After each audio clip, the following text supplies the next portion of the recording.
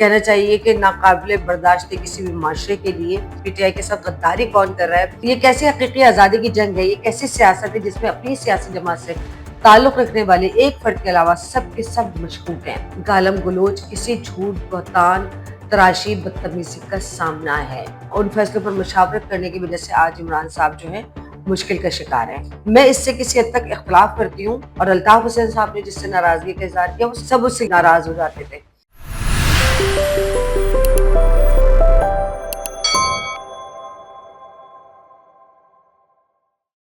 السلام علیکم ناظرین، میں ہوں دردانہ شہاب اور آپ دیکھ رہے ہیں ویلاگ ود دردانہ شہاب۔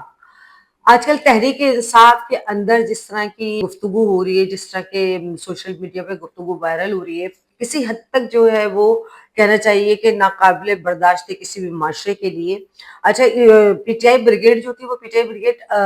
مخالفین کو تو اس قسم کے الفاظات اور گفتگو سے مخاطب کرتے تھے، لیکن اب آپس میں جس طرح کے جھگڑے ہو رہے ہیں، جس طرح کی گفتگو کی جا رہی ہے، جس طرح کی باتیں کی جا رہی ہیں، لگتا ہے کہ پی ٹی آئی کے اندر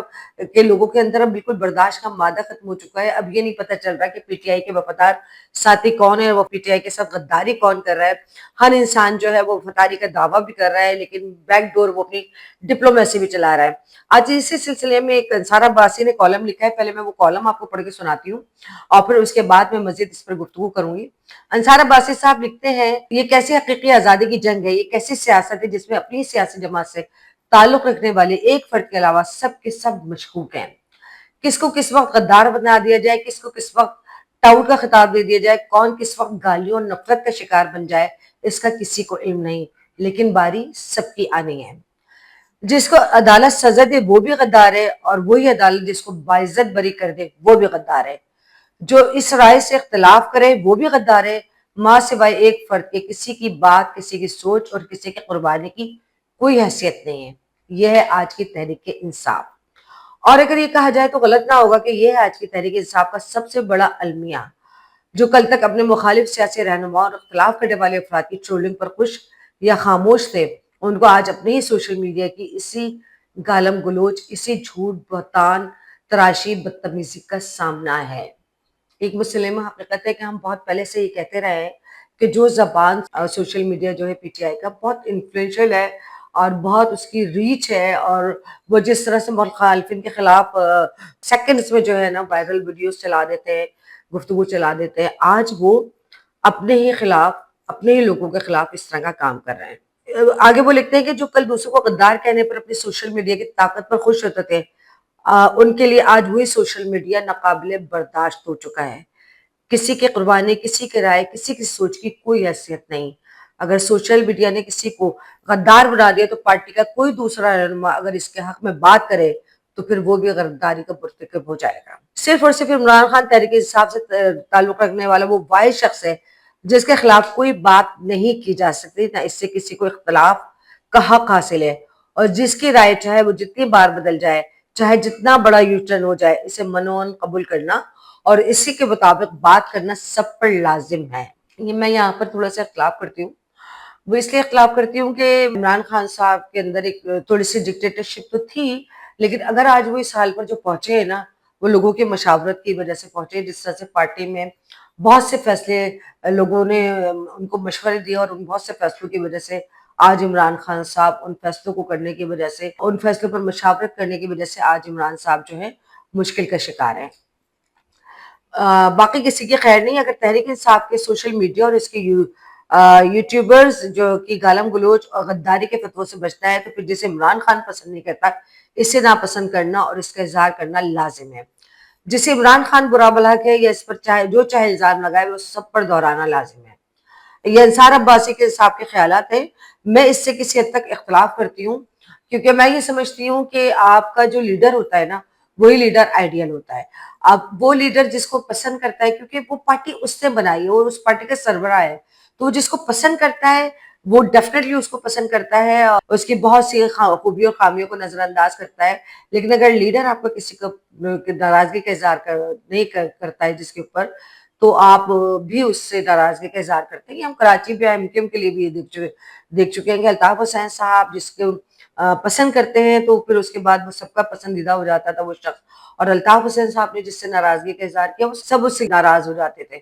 تو یہ جب جو ون مین پارٹیز ہوتی ہیں اس میں اسی طرح کا معاملہ ہوتا ہے۔ اچھا آگے وہ کہتے ہیں کہ لیکن پھر بھی دوسرا ہر کوئی مشکوک ہی رہے گا۔ سیاسی شعور کے نام پر عمران خان نے اپنے ووٹرز سپورٹرز میں اتنی نفرت اور اس قدر منفی سوچ پیدا کر دی کہ ایک طرف شاہ محمود قریشی 2 سال سے زیادہ جیل میں گزارنے کے بعد چند مقدمات میں بری ہونے پر مشکوک ہے، تو دوسری طرف انہی عدالتوں سے عمر ایوب، شبلی فراز اور زرتاج گل جیسے جنہیں 10 سال کی قید کی سزائیں سنائی گئیں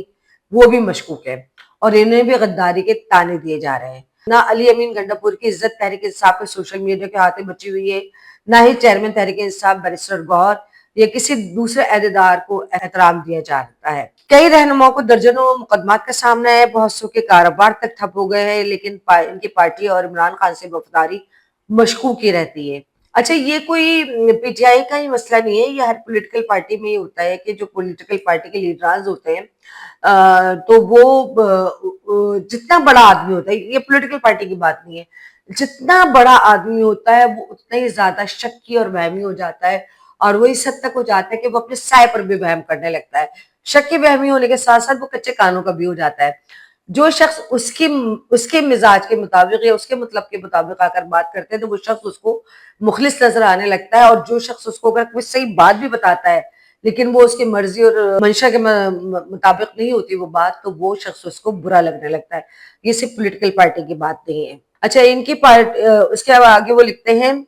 کہ ان کی زبان کے شر ان کے جھوٹ، بتان تراشی اور فتنہ انگیزی سے دوسرے کیا ان کے اپنے بھی محفوظ نہیں ہیں۔ اب افسوس کا مقام یہ کہ اسے سیاسی شعور اور حقیقی آزادی تحریک کا نام دیا جاتا ہے۔ عمران خان کو اس بارے میں ضرور سوچنا چاہیے، ہو سکتا ہے کہ انہیں بھی یہ احساس ہو جائے کہ ان سے کتنی بڑی غلطی سرزد ہو گئی ہے اور اس کا مداوع کیسے ہوگا یہ کسی کو معلوم نہیں۔ انصار عباسی کے اپنے خیالات تھے جو انہوں نے کہے، کیونکہ ان کے ویسے بھی پہلے بھی پی ٹی آئی کے لیے کوئی اتنے اچھے خیالات نہیں رہے، لیکن کافی باتیں اس میں کسی حد تک درست ہیں، جس طرح کہ حملے ہو رہے ہیں خواتین، جو ان خواتین پہ جنہوں نے بہت زیادہ مصیبتیں اٹھائی ہیں ابھی تحریک انصاف میں، جس طرح کی زبان تحریک انصاف کے لوگ ان خواتین کے لیے استعمال کر رہے ہیں، جس طرح کی باتیں سوشل میڈیا پر وائرل ہو رہی ہے، تو اللہ معاف کرے اس طرح کے تو کوئی جو ان علاقوں سے تعلق رکھنے والی عورتیں یا مرد ہوتے ہیں وہ بھی اس طرح کی پبلکلی زبانیں استعمال نہیں کرتے جس طرح سے وہ اپنی پارٹی کی خواتین کے بارے میں بات کر رہے ہیں، یا مرد ایک دوسرے کے بارے میں بات کر رہے ہیں، یا خواتین مردوں کے بارے میں بات کر رہی ہیں۔ تو یہ تو ایک دن ہونا تھا، اور یہ اس لیے ہونا تھا کہ مطلب تحریک انصاف نے یہ سمجھ لیا تھا کہ دشنام ترازی سے الزامات لگانے سے، کسی کو بھی جھوٹا قرار دینے سے، کسی کی بھی کریکٹر اسیسینیشن کرنے سے وہ کامیاب ہو جائیں گے، تو یہ نہیں ہوتا۔ یہ بہت ہی انفلوئنشل، جسے کہتے ہیں کہ بہت ہی اسٹرانگ پی ٹی آئی کا سوشل میڈیا ہے، جس نے اب تک حکومت مریم نواز نے بڑی کوشش کی ہے اپنے سوشل میڈیا کو اسٹرانگ کرنے کی، لیکن ابھی بھی وہ تحریک انصاف کی جو ہے